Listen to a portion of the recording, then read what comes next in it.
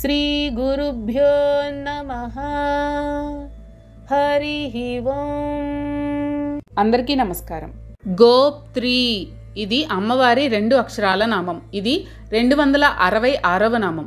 ఈ నామంతో అమ్మవారికి నమస్కారం చేసేటప్పుడు గోప్త్రియై నమః అని చెప్పాలి. గోప్త్రి అంటే గోపన లక్షణము అనగా సంరక్షణ లక్షణం కలది అని అర్థం. శ్రీ విద్య గుప్త విద్య కాబట్టి ఆ శ్రీ విద్యను గోపనము అనగా సంరక్షించున్నది కాబట్టి అమ్మవారికి గోప్త్రి అనే నామం వచ్చింది.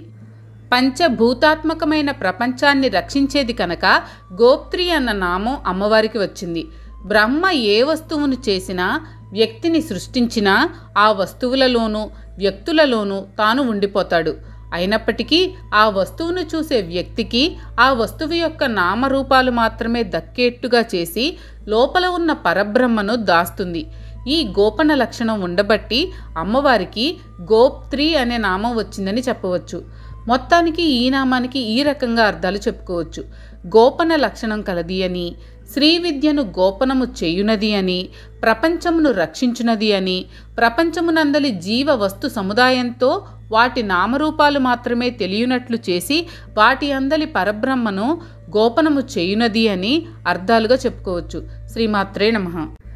గోవింద రూపిణి ఇది అమ్మవారి 6 అక్షరాల నామం. ఇది 267వ నామం. ఈ నామంతో అమ్మవారికి నమస్కారం చేసేటప్పుడు గోవింద రూపిణ్యై నమః అని చెప్పాలి. గోవింద అంటే విష్ణుమూర్తితో అని, రూపిణి అంటే రూప సమన్వయము కలది అని, గో అంటే కిరణముల ద్వారా పొందునట్టి అని, రూపిణి అంటే రూపము కలది అని. గోవిందుడు అంటే విష్ణుమూర్తి అంటే స్థితికారుడు అంటే జగత్తును సాకేవాడు లేదా రక్షించేవాడు. భూమి హిరణ్యాక్షుని వలన సముద్రంలోంచి పాతాళం వైపుకు దిగజారిపోతుంటే ఆదివరాహం రూపంతో హిరణ్యాక్షుణ్ణి సంహరించి భూదేవిని రక్షించాడు విష్ణుమూర్తి. విశ్వం నిండా నిండి ఉండేవాడే విష్ణువు. విశ్వంలోని మహత్తత్వ లక్షణం, సర్వవ్యాపక లక్షణం కలిగిన వారే ఈ అమ్మవారైన ఉమాదేవి, ఆవిడ సోదరుడైన విష్ణుమూర్తి. విష్ణుమూర్తి ద్వారా జగద్రక్షణ బాధ్యతను నిర్వర్తించినది అని ఈ నామానికి అర్థం. గోవింద పదాన్ని గోవింద అని విడదీస్తే ఇంకో అర్థం వస్తుంది. గో అంటే కిరణముల ద్వారా అని, వింద అంటే పొందునట్టి రూపము కలది అని అర్థం. మనకు చెయ్యి ఎలాంటిదో సూర్యుడికి కిరణం అలాంటిది అని అర్థం చేసుకుంటే ఈ కిరణముల ద్వారా పొందబడు రూపము కలది అని ఇంకో అర్థం. సూర్యుని కిరణాల రంగులోనే స్వర్ణం లేదా హిరణ్యం అంటే బంగారం ఉంటుంది. అమ్మవారు తప్త కాంచన వర్ణంలో ఉంటుంది. అందుకనే కిరణముల ద్వారా పొందిన రూపము కలది అనే అర్థం వచ్చింది. మహానారాయణంలో ఒక మంత్రంలోని పదాలన్నీ పరబ్రహ్మ పరంగాను లేదా సృష్టి స్వరూపిణి అయిన అమ్మవారి పరంగాను కూడా చెల్లుతాయి. ఈ పదాల్లో గోజా అనే పదంలాగానే గోవింద రూపిణి నామానికి కూడా గోవుల వల్ల నుండి పొందబడిన క్షీరాది రూపాల్లో వ్యక్తమగునది అని అర్థం చెప్పుకోవచ్చు. మొత్తానికి ఈ నామానికి ఈ రకంగా అర్థాలు చెప్పుకోవచ్చు. విష్ణుమూర్తితో రూప సమన్వయం కలది అని, విష్ణుమూర్తి ద్వారా జగద్రక్షణ బాధ్యతను నిర్వర్తించున్నది అని, కిరణముల ద్వారా పొందబడిన రూపము కలది అని, గోవుల వల్ల పొందబడిన క్షీరాది రూపాలలో వ్యక్తమగునది అని అర్థాలుగా చెప్పుకోవచ్చు. శ్రీమాత్రే నమః.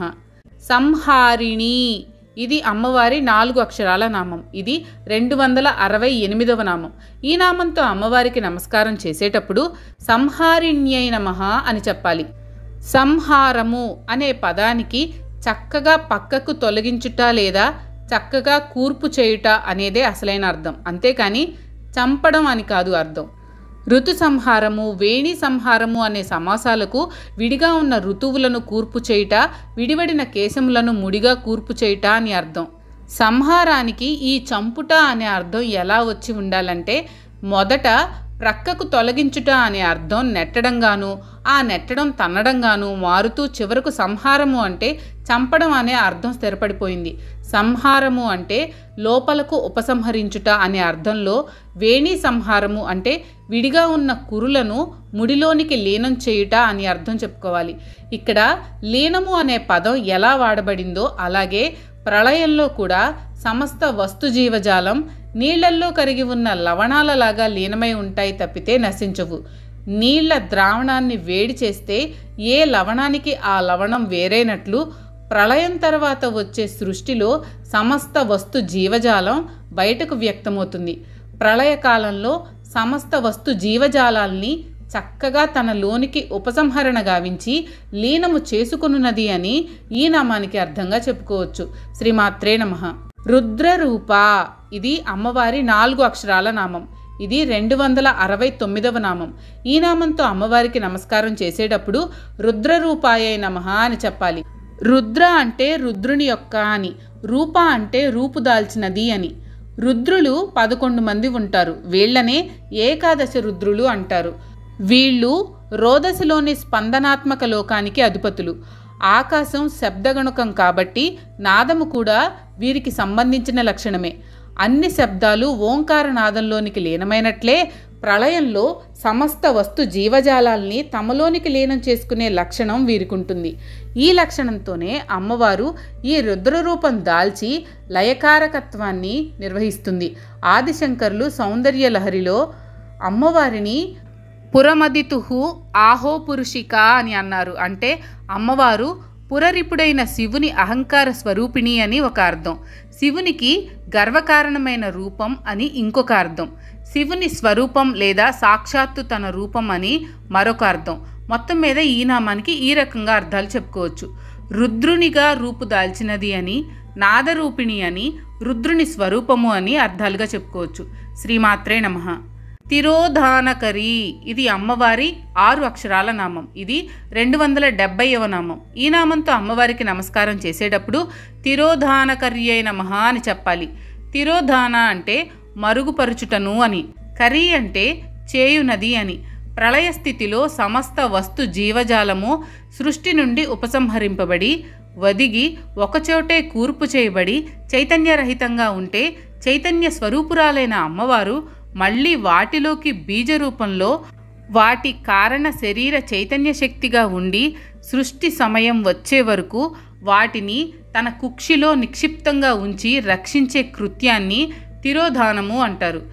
ఇది చెట్టును కనపడకుండా విత్తనంలోకి లీనం చేయడం లాంటి ప్రక్రియగా అర్థం చేసుకోవాలి. అంటే చెట్టు తాలూకు కొమ్మలు, రెమ్మలు, ఆకులు, కాయలు మొదలైనవి ఏవి కనపడవు, కానీ వాటి కారణ శరీర అంకురాలన్నీ విత్తనంలో ఉంటాయి. అలాగే దేహాల ద్వారా పదార్థమయంగా కనిపించేవన్నీ కనపడకుండా ఉండే కారణ శరీరాల్లో గుప్తంగా ఉండిపోతాయన్నమాట.